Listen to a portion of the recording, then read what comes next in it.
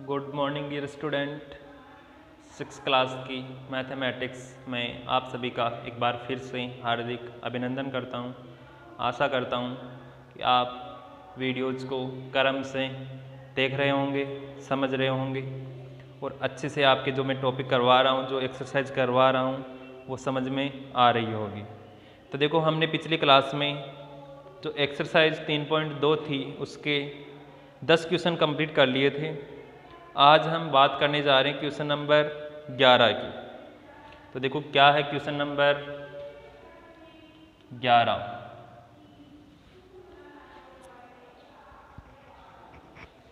देखो question number 11 हमारे पास 20 से छोटी अभाज्य संख्याओं के ऐसे 5 युग्म लिखिए जिनका योग 5 से विभाज्य हो।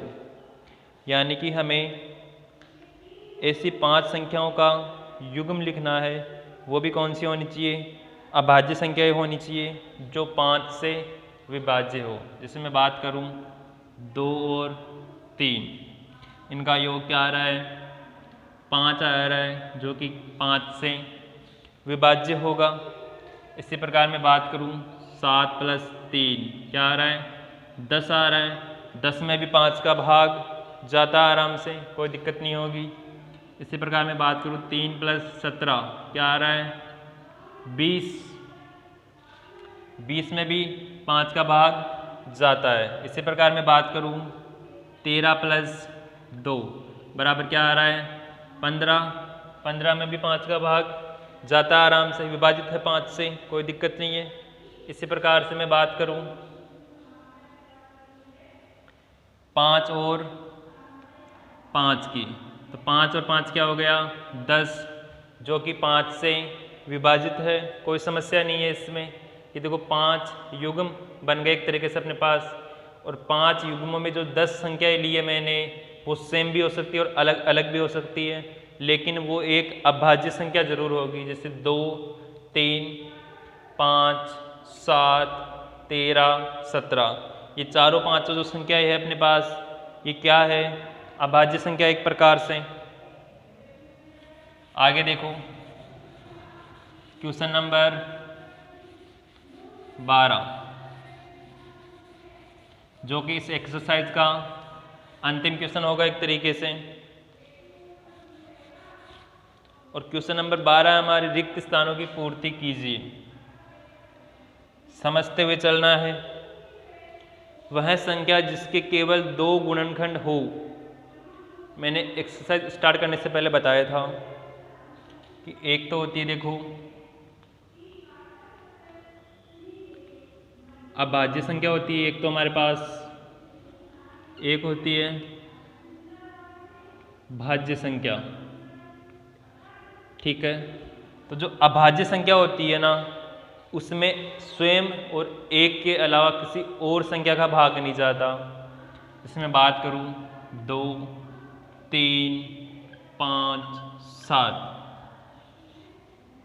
अब जैसे मैं बात करूं 2 की, तो 2 में भाग किसका जाएगा? एक तो 2 का जाएगा भाग, एक 1 का जाएगा। एक तो ऐसी संख्या है जिसका सभी संख्याओं में भाग जाता है, और अगर स्वयं का भाग जा रहा है तो वो क्या हो जाएगी? अभाज्य संख्या। यानी कि मैं क्या कह सकता हूं कि अभाज्य संख्याओं के केवल क्या होते हैं? 2 गुणनखंड होते हैं। यानी कि 2 संख्याओं की क्या जाता है? इसमें भाग जाता है एक प्रकार से। अब मैं बात करूं भाज्य संख्याओं की, जैसे मेरे पास 4 ऐसे मानो। अब 4 में किस किस संख्या का भाग जाएगा? 1 का जाएगा, 2 का भी जाएगा इसमें, और 4 का भी जाएगा। तो देखो 2 गुणनखंड हो रहे हैं, इसमें कितने हो गए? 3 गुणनखंड हो गए एक तरीके से, कोई समस्या नहीं है। तो हमारे पास भाज्य और अभाज्य संख्याओं की यही परिभाषा होती है एक तरीके से, कि जिस संख्या के 2 गुणनखंड होते हैं उसे बोलते हैं हम अभाज्य संख्या, और जिस संख्या के 2 से ज़्यादा, ऐसे रटना मत कि 3 ही होने चाहिए, 3 से ज़्यादा भी हो सकते हैं, पर 2 से ज़्यादा जरूर होंगे। अगर 2 से कम हो गई या 2 भी हो गई तो वो अभाज्य संख्या में चली जाएगी। तो एक बार वापस से मैं क्वेश्चन को पढ़ रहा हूँ। वह संख्या जिसके केवल 2 गुणनखंड हो एक अभाज्य संख्या कहलाएगी। क्या आ जाएगा इसमें, जो खालिस्तान हमारे पास इसमें आ जाएगा अभाज्य संख्या। फर्स्ट हो गया ये। आगे देखो सेकंड। सेकंड है वह संख्या जिसके 2 से अधिक गुणनखंड हो, एक 2 से अधिक हो, क्या हो जाएगी वो, भाज्य संख्या। एक चीज समझाने से देखो 2 क्वेश्चन हल हो गए अपने तरीके से, चाहे उसमें खालिस्तान ही भरना हो एक तरीके से, उसमें भी हमें समझना जरूरी होता है। देखो आगे खालिस्तान न तो भाज्य संख्या और न ही अभाज्य संख्या, ऐसी संख्या बतानी है हमें जो ना तो भाज्य होती है और ना ही अभाज्य होती है। देखो एक, हम एक को ना तो भाज्य में काउंट करते हैं और ना ही अभाज्य में, ना भाज्य में। जो अभाज्य संख्या होती है वो 2 से स्टार्ट होती है और जो भाज्य संख्या होती है वो 4 से स्टार्ट होती है। यानी कि हम एक को ना तो भाज्य मानते हैं और ना ही अभाज्य मानते हैं। आगे देखो फोर्थ नंबर का, फोर्थ है सबसे छोटी अभाज्य संख्या। तुम्हारे सामने लिखी हुई है सबसे छोटी अभाज्य संख्या क्या हो जाएगी, 2, 5। पांचवा है सबसे छोटी अभाज्य तो होगी ना, पांचवा है सबसे छोटी भाज्य संख्या, वो भी तुम्हारे सामने लिखा हुआ है, क्या हो जाएगी, 4। आगे है सबसे छोटी सम संख्या या सम अभाज्य संख्या भी बोल सकते हो उसे, वो क्या हो जाएगी एक तरीके से 2, क्योंकि 2 एकमात्र सम संख्या है जिसे हम अभाज्य संख्या के रूप में जानते हैं, पहचानते हैं और मानते हैं एक तरीके से। आगे देखो इसी के साथ जो हमारी एक्सरसाइज चल रही थी 3.2 वो कंप्लीट है। अब बात करें हम 3.3 के एक तरीके से, तो उसमें जो हमें विभाजन के नियम होते हैं, भाग के नियम होते हैं, उनको पहले पढ़ना पड़ेगा, उनका स्मरण करना हमें ज़रूरी है, तभी हम 3.3 को समझ पाएंगे। वरना मैं क्वेश्चन करवाता रहूँगा तुम्हारे समझ में नहीं आएगा कि ये 3 से विभाजित क्यों हो रहा है, ये 2 से विभाजित क्यों हो रहा है, ये 5 से विभाजित क्यों हो रहा है। तो देखो मैं शॉर्ट में बताऊँगा, ज़्यादा लॉन्ग मेथड नहीं बताऊँगा। विभाजन के नियम, अब विभाजन का क्या मतलब हो गया, भाग के, यहाँ पे लिख सकता हूँ विभाज्यता के नियम,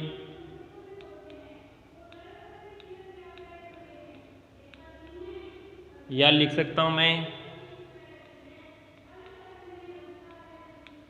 भाग के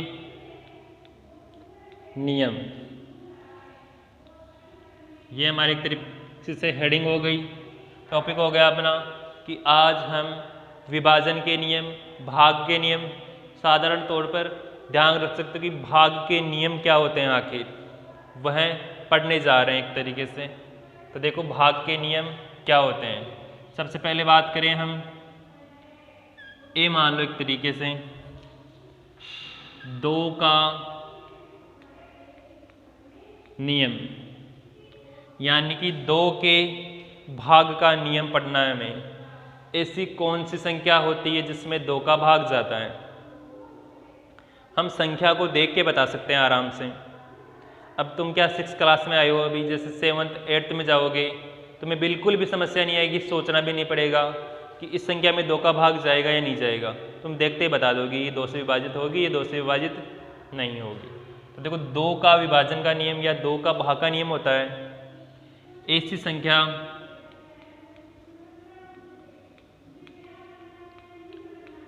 जिसके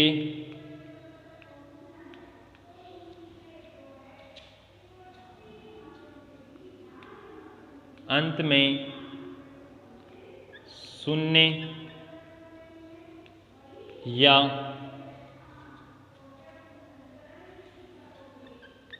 सम संख्या आई, वह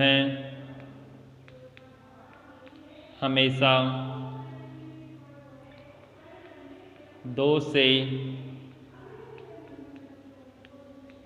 विभाजित होगी। अब इसको एग्जाम्पल के माध्यम से समझा देता हूँ।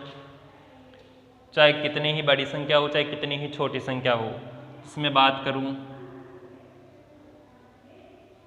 50, अंत में क्या आ रहा है? शून्य आ रहा है, 2 का भाग जाएगा 25, कोई समस्या नहीं है। अंत में क्या आ रहा है? 5, सीधा बताएंगे हम 2 का भाग नहीं जाएगा इसमें। इसी प्रकार कोई बड़ी संख्या जैसे 9298। अब देखो जो अंतिम अक्षर है वो देखना है हमें केवल 8, और 8 क्या है यहाँ पे?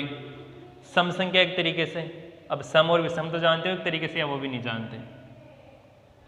वो भी देखो एक बार। एक तो होती है सम संख्या, एक होती है विषम संख्या।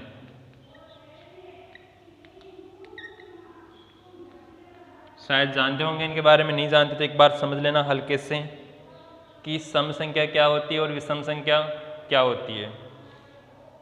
तो कोई ऐसी संख्या जिसके अंत में 0, 2, 4, 6, 8, ऐसी संख्या जिसके अंत में 0, 2, 4, 6, 8 आए उसे हम बोलते हैं सम संख्या, बिना किसी डाउट के। ये 5 संख्या दिमाग में रखना। और इन 5 संख्याओं के अलावा कोई संख्या आ गई, इनको छोड़ के कोई संख्या आ गई, उसे बोलेंगे हम विषम संख्या। अब इनके अलावा कौन कौन संख्या बच गई? देखो 1 बच गया, 3 बच गया, 5 बच गया, 7 बच गया, 9 बच गया।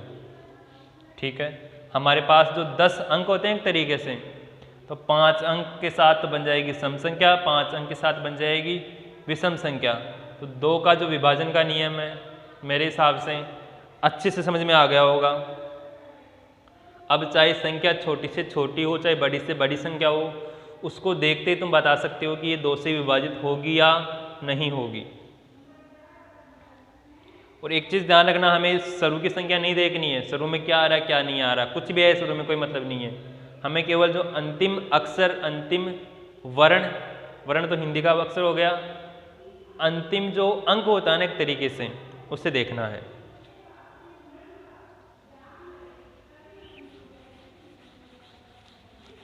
देखो आगे,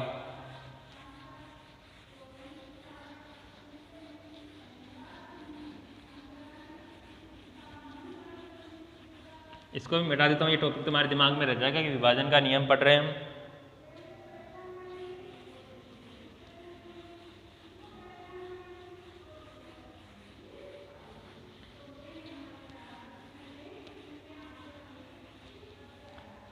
आगे देखो, अब बात करते हैं बी की। बी होगा हमारा 3 का नियम। अब हमें किसी संख्या को चेक करना हो, इसमें 3 का भाग जाएगा या नहीं जाएगा, तो उसके लिए हमें क्या करना होता है? तो देखो,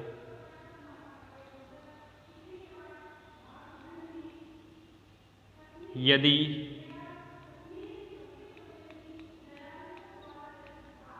संख्या के योग में 3 का भाग जाता है, क्या लिख रहा हूँ मैं, समझ में आ रहा होगा?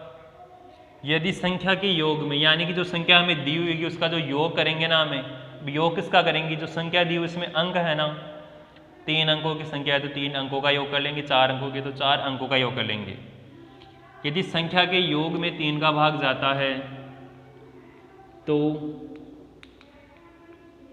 संख्या भी 3 से विभाजित होगी। अब इसका एग्जाम्पल देखते हैं एक तरीके से। छोटी से छोटी संख्या ले लो, जैसे मैं बात करूं 27। अब 27 में 2 अंक तुम्हारे सामने, 2 और 7 कितने हो गए? 9, और 9 में 3 का भाग 2, 3 बार जा रहा है, तो मैं यहीं से बोल दूंगा कि 27 में 3 का भाग जाएगा। अब बोलोगे 27 में तो हम ऐसे ही चेक कर सकते हैं, हमें 3 का पहाड़ा नहीं आता है क्या? 3 का पहाड़ा कहाँ तक बोलोगे? 30 तक बोल सकते हो। उसके बाद में क्या होगा? फिर बाद में समस्या आएगी, बाद में विभाजन का नियम ही काम आएगा। अब जैसे हम बड़ी संख्या लेते हैं, जैसे मानो मैंने 529, अब मैंने बोला बताओ 529 में 3 का भाग जाएगा या नहीं जाएगा? अब वहाँ तुम्हें समस्या आएगी, वहाँ सोचोगे क्या करें इसका, इसमें भाग देके देखे 3 का, तो भाग देके देखने में तो बहुत समय लग जाएगा। उससे अच्छा क्या है, इसके अंकों का योग करो। देखो 5 + 2 + 9, 9 और 2 11, 11 और 5 16, 16 में 3 का भाग नहीं जाता, तो 529 में भी 3 का भाग नहीं जाएगा। अब किसी को विश्वास नहीं हो कि क्या ऐसा भी हो सकता है, तो एक बार चेक कर लेते हैं इसको भी। देखो 3 का भाग, 3 एकम 3 बच गए 2, 22, 3 7 21 बच गया 1, आगे 9, 19 में 2 भाग देके नहीं जाता। और अपनी इच्छा से देखो कोई भी संख्या ले लो, जैसे मन से माने तो कोई संख्या क्या माने, जैसे मैं बात करता हूँ 441, वापस से वहीं सोचोगे कि यार इसमें भाग जाएगा या नहीं जाएगा। अपना नियम लगाओ। देखो 4 + 4 + 1 क्या हुआ? 9, 9/3 = 3। क्या बोलोगे? 3 से विभाजित है। अब इसमें भी एक बार विश्वास दिला देता हूँ तुम्हें कि विश्वास कैसे होता है। 3 का भाग, 3 एकम 3, 1 बच गया 14, 3 चौक 12, 2 बच गए आगे 1, 3 7 21। अगर भाग नहीं जा रहा है तो 3 से विभाजित नहीं होगी, और भाग जा रहा है तो 3 से विभाजित होगी। साधारण तौर पर इतना ही ध्यान रखना है तुम्हें। आगे देखो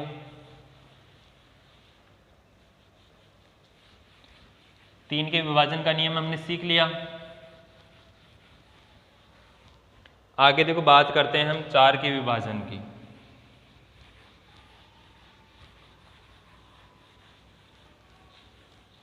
अब इनको ऐसे लिख के रटना नहीं है कि ऐसा ऐसा होने पे ऐसा ऐसा करना है, समझना है, प्रैक्टिकल करना है। एक तरीके से प्रैक्टिकल कैसे करोगे?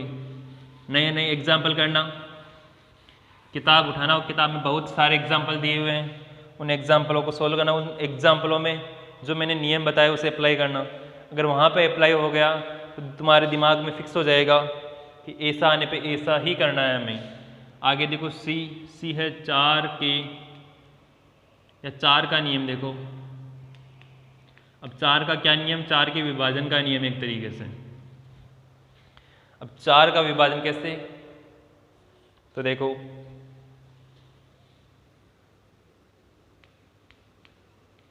इकाई व दहाई की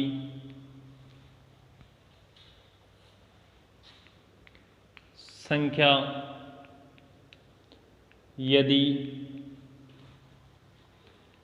4 से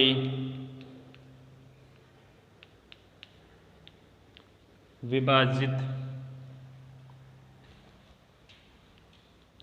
है तो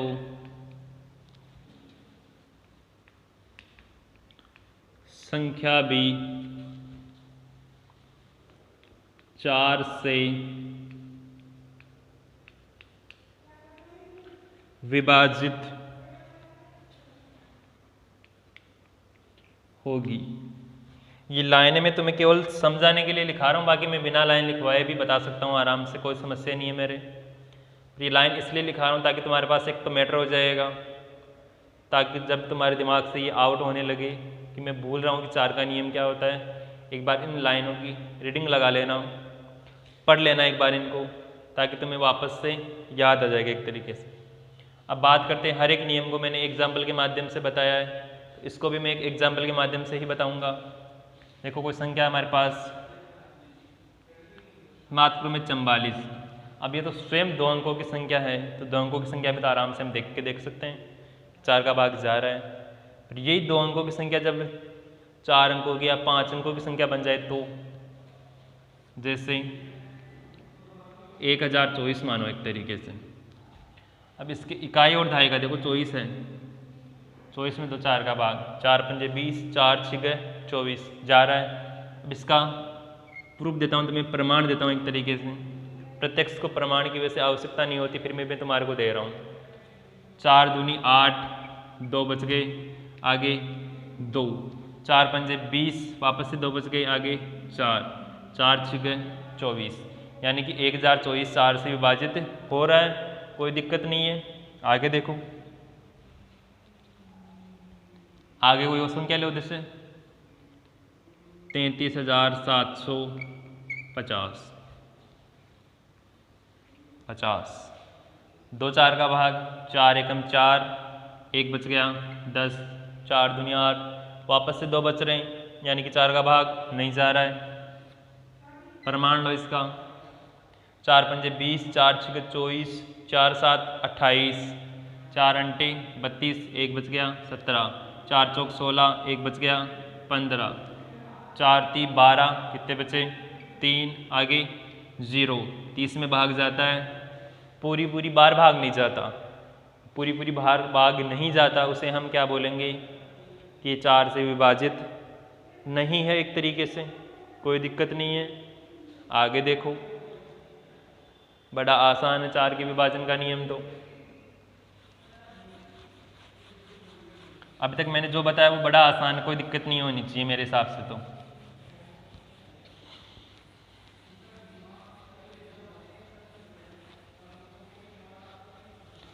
अब देखो, बात करते हैं हम 5 के विभाजन का नियम।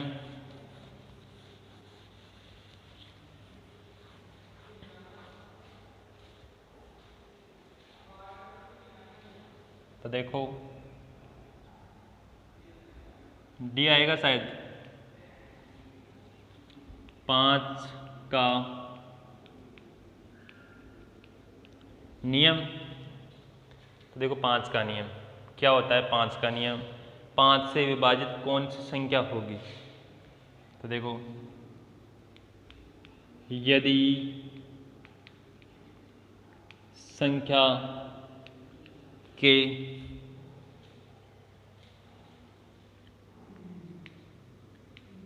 अंत में 0 या 5 आए तो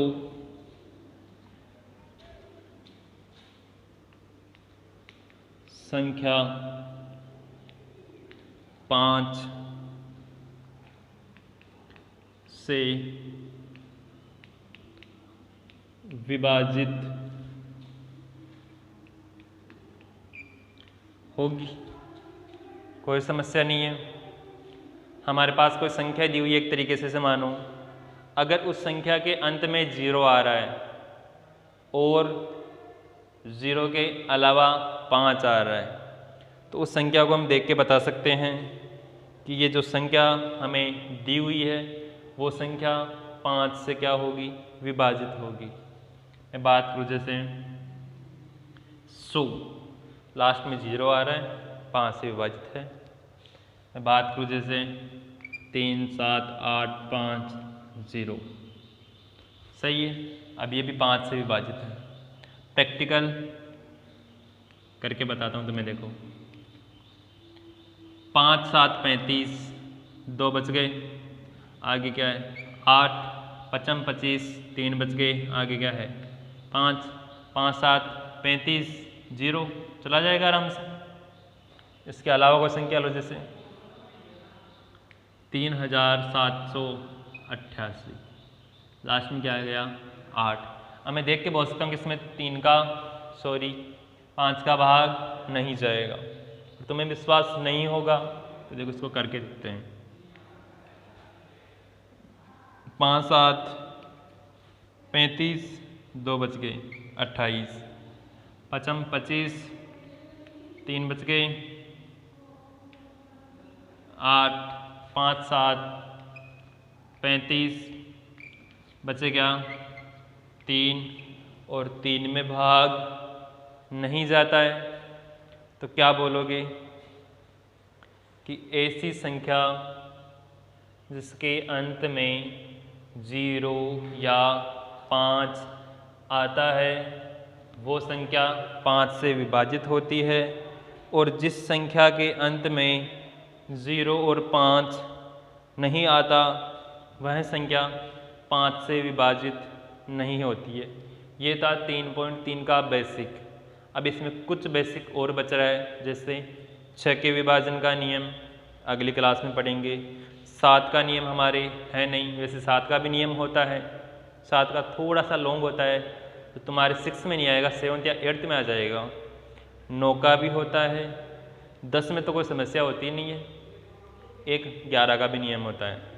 तो अगली जो क्लास होगी उसमें पढ़ेंगे हम नेक्स्ट विभाजन के नियम। आज के लिए इतना ही। Thank you.